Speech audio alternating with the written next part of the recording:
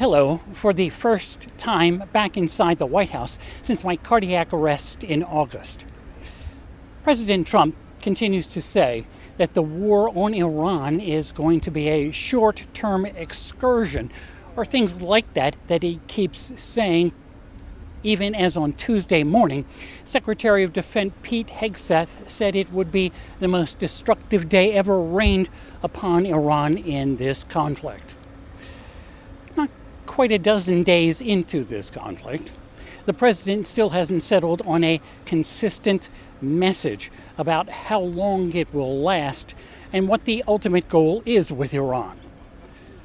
At a Monday news conference in Florida, the president said the war has been won, basically, but it hasn't been won enough. Explain that. But for the sake of saying that, oil prices dropped considerably enough, at least on the international markets.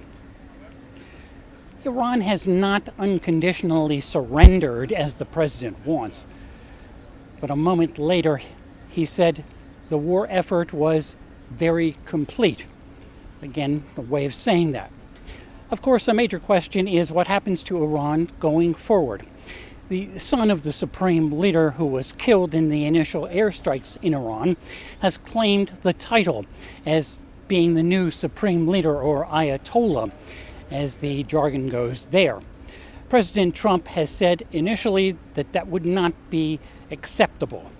But as polls show, the war is not all that popular ahead of the midterm elections. You have to start wondering if he may have to settle for that. Meanwhile, up on Capitol Hill, the Senate is back in, and senators are weighing in on how much longer this conflict should go on after not passing any resolution to rein it in or give it an extension. How is it possible that Trump and his cronies can't make it 12 hours without contradicting themselves about this war? It's incredible. Never seen anything like it. A war, serious, putting our soldiers in harm's way, costing billions which should be spent on reducing our costs here overseas. And they don't even have a rationale. They keep contradicting each other and contradicting themselves. We seem to be on a path toward deploying American troops on the ground in Iran to accomplish any of the potential objectives here. And there is also, as disturbingly as anything else, the specter of active Russian aid to Iran, putting in danger American lives. Right from the get-go, polls showed the American people, by and large, did not think this war was a good idea, forcing the president to call it a short-term excursion and other things along the way.